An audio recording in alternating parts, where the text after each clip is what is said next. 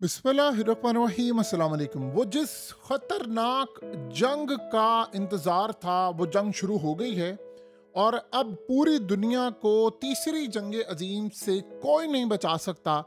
Israel ने Iran के एटमी programme पर हमला कर दिया है और उसके साथ साथ ईरान के आर्मी चीफ को भी उड़ा दिया है और उसके साथ इन्होंने उनके न्यूक्लियर साइंटिस्ट को भी उड़ा दिया है। बड़ी तादाद के अंदर उनके न्यूक्लियर साइंटिस्ट भी मारे गए हैं, उनके आर्मी चीफ भी मारे गए हैं, उनके लोग मारे गए हैं। ये अब तक का सबसे बड़ा तबाहकुन हमला हुआ है और ईरान में सुबह 4 बजे के करीब तेहरान में धमाकों की आवाज़ें सुनी गई और अचानक से फिर सूरत हाल होती है कि इसराइल की जानिब से कहा जाता है कि हमने ईरान पर हमला कर दिया है और इसराइल ने अपने पूरे मुल्क में इमरजेंसी नाफिज कर दी और उन्होंने कहा कि अब हम पर अटैक होने के लिए जा रहा है। लेकिन जो सबसे हैरानकुन मामला ये था कि ईरान के एटमी प्रोग्राम और फौजियों को इन्होंने जो निशाना बनाया है, यानी इनका ईरान के पास जो जोहरी मवाद था, उन्होंने कहा कि हमने उसको टारगेट किया है। ईरान की न्यूक्लियर फैसिलिटीज को इन्होंने टारगेट किया है और इस सूरत हाल में जो सबसे ज्यादा हैरान कुन है कि इसमें बच्चे भी मारे गए हैं, इसमें उनके एटमी साइंटिस्ट मारे गए, न्यूक्लियर साइंटिस्ट, और खास तौर पर ईरान की मिलिट्री के हेडक्वार्टर को भी इन्होंने निशाना बनाया है और हमले इतने ज्यादा थे कि आप उसका तसव्वुर भी नहीं कर सकते। लेकिन जो सबसे ज्यादा हैरान कुन और तबाहकुन बात यह है कि इन्होंने उस जगह पर हमला किया है जहां पर रेजिडेंशियल बिल्डिंग थी, जहां पर इनके न्यूक्लियर साइंटिस्ट, इनके आर्मी चीफ और तमाम लोग रहते थे बड़े खुफिया तौर पर। सबसे बड़ा मामला यह है कि जब हमला होता है तो उसके बाद इजराइल का प्राइम मिनिस्टर आता है नेतन्याहू और आकर कहता है कि जी हमने जंग छेड़ दी है, हमने हमला शुरू कर दिया है और अब ये जंग बड़े पैमाने पर जारी रहेगी। उसने कहा कि ऑपरेशन होता रहेगा, हम हमला करते रहेंगे और उसके सारे मामले को आप इस तरह देखें कि इन्होंने ऑपरेशन का नाम रखा है शेर दिल अवाम का ऑपरेशन। यानी ये इतना बड़ा हमला था कि नेतन्याहू ने आकर कहा भी हमने अटैक कर दिया है, हमने ईरान का आर्मी चीफ भी उड़ा दिया है, हमने उनका एटमी प्रोग्राम भी तबाह कर दिया। अब ये किसी को अभी तक नहीं पता कि दो चीज़ें यहाँ पर सबसे ज़्यादा अहम है जो समझने वाली है कि एक तो ये आयतुल्लाह अली खामनाई को इन्होंने अटैक किया था।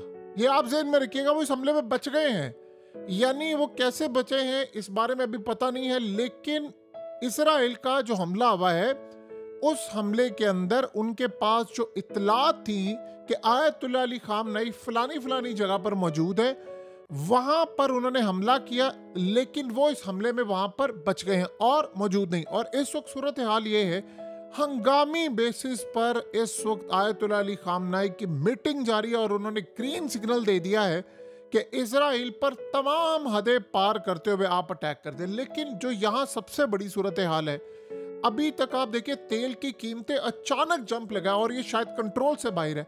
अगर ये जंग अब बड़े पैमाने पर जो छिड़ने जा रही है, जाहिर सी बात है शौक है, पैनिक है, खौफ है, तो आप ये ज़हन में रख लें कि ये 200-250-300 डॉलर बैरल तक कीमत जा सकती है। और उससे भी बढ़कर जो मामला ये है कि अब जो ईरान हमला करने के लिए जा रहा है उसके बाद जो तबाही आएगी, ये यहाँ नहीं अब रुकना, ये फुल स्केल वॉर है, ना ये रुकना। अमेरिका ने सबसे बड़ा झूठ बोला और सबसे बड़ा धोखा दिया। आप अंदाजा करें कल डोनाल्ड ट्रंप ने किया क्या है, इन्होंने पहले ऑर्डर जारी किया, इनको पता था इसराइल आज रात अटैक करने के लिए जा रहा है, इन्होंने इमीडिएटली अपने फौजियों को वहां से निकाला और इतना झूठा और मक्कारी का काम किया है डोनाल्ड ट्रंप ने।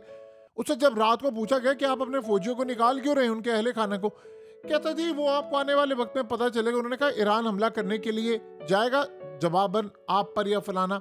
उसे कहा ये तब की बात है, पहले मैं आपको बता दूं कि इसराइल हमला कर सकता है, लेकिन ये नहीं है कि अभी हमला कर दे, हो सकता है वो कुछ अरसे के बाद हमला करे।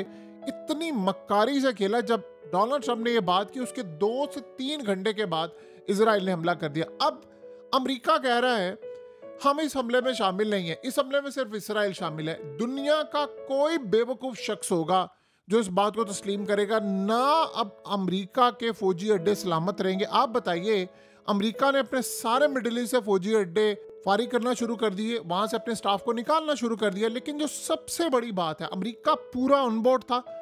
2-3 चीजें यहां बड़ी अहम है समझने वाली कि ये हमला हुआ कैसे है। मिसाइल लगे हैं, उनके जेट्स आए हैं, क्योंकि एक बात तो तय है कि जो डिफेंस सिस्टम लगा हुआ था ईरान के अंदर वो कंप्लीटली फेल हुआ है इस हमले को रोकने के लिए। क्योंकि आप देखिए दो चीजें हैं, एक तो मुसाद को पता था कि इनका आर्मी चीफ कहां पर है। जो कौम अपना आर्मी चीफ नहीं बचा पाई, सोचो उनके अंदर कितने गद्दार होते हैं। ईरान की सबसे बड़ी अब तक की यानी जो तबाही है वो ये है कि अंदर उनके गद्दार बैठे होते हैं। अब आर्मी चीफ कहां पर मौजूद था उनका और कहां पर उसको अटैक करना था, ये सारी सूरत हाल इजराइल के पास उनके फिंगर टिप्स पर मौजूद थी। उनको ये भी पता है उनके न्यूक्लियर फैसिलिटीज कहां पर है, उनको ये भी पता है आयतुल्लाह अली खामनेई कहां पर है।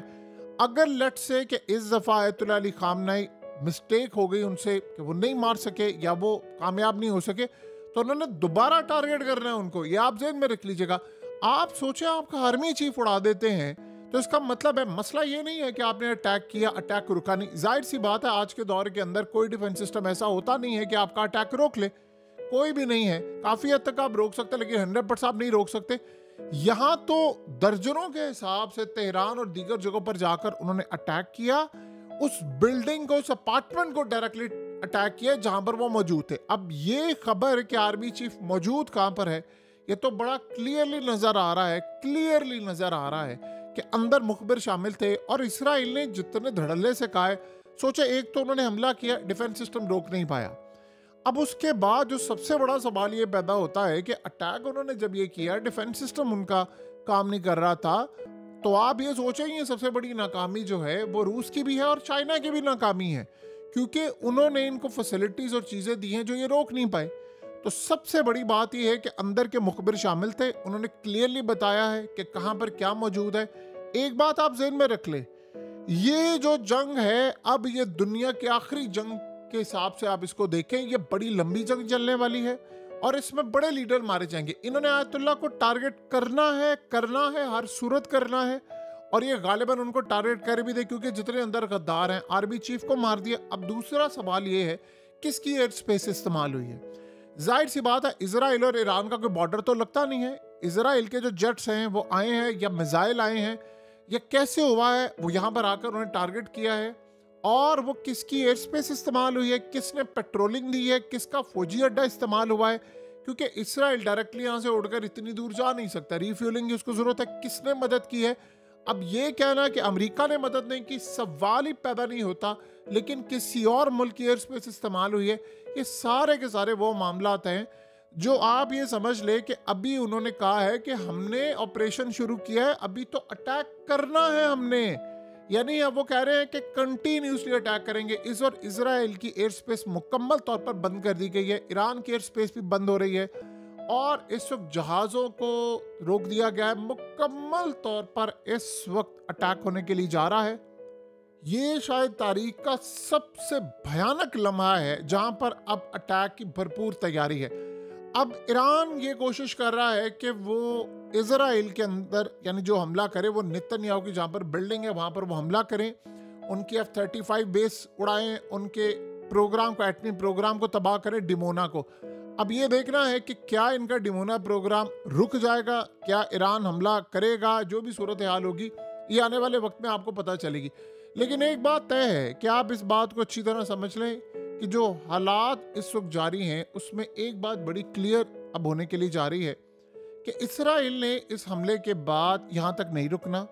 वो पूरे का पूरा ईरान में रिजीम चेंज ऑपरेशन करने की भरपूर तैयारी करेंगे, मुकम्मल तौर पर तैयारी करेंगे। और ये अब जो सूरत हाल पैदा हो रही है वो पूरी कोशिश करेंगे कि ईरान के अंदर आयतुल्लाह अली खामनेई को टारगेट करें। उनके पास सारी इन्फॉर्मेशन है कहाँ पर वो हो सकते हैं, क्योंकि जो लोग अंदर बैठे हुए हैं जो बता रहे हैं कि आप यहाँ पर हमला करें, पिन पॉइंट करें, उनके टारगेट कहाँ पर होंगे, रेंज कहाँ पर होगी, वो सारे इस वक्त नेतन्याहू के पास इस वक्त उनकी टेबल पर मौजूद है। ईरान के लिए झटका नहीं है, पूरे रीजन में फोर्सेस हाई अलर्ट होगी, सारे ममालिक हाई अलर्ट हैं इस वक्त। तेल की कीमतें आसमान पर जा रही हैं, कोई दुनिया की ताकत अब इस जंग को नहीं रोक सकती, क्योंकि अभी करना है ईरान ने हमला और ईरान ने हमला करना है उनके एटमी प्रोग्राम पर। अमेरिका के साथ बातचीत जारी है। आप सबसे बड़ी मक्कारी देखें, कैसी अजीबोगरीब बात है। अमेरिका इस पूरे खेल में शामिल है और अब अमेरिका ये कह रहा है कि जो हम शामिल हैं, अब आप देखेंगे कि तो यमन भी अटैक करेगा, अब हिजबुल्लाह भी एक्टिवेट हो जाएगी। ये फाइनल वॉर है, ये आप ज़हन में रख लें। ये जो लड़ाई है ये मुकम्मल तौर पर ये फाइनल वॉर है और इसका खात्मा किसी एक मुल्क के सरवाइव से होगा। अब रूस इस जंग में कितना पार्टिसिपेट करता है, क्या मामला करता है, ये तो आने वाला वक्त बताएगा। लेकिन बहरहाल ये डिफेंस सिस्टम फेल हुआ है। जो रोक पिछली दफा कामयाब हुआ था, इस दफा फेल हुआ है। कितना अब इसराइल का डिफेंस सिस्टम फेल होता है ये तो अगले चंद घंटों के अंदर पता चल जाएगा। लेकिन एक बहुत बड़ी तबाही थी, बहुत ही ज्यादा नुकसान हुआ है ईरान का। और अब इस जंग को दुनिया के कोने कोने में देखा और लड़ा जाएगा। कैसे, आने वाले वक्त पता चलेगा।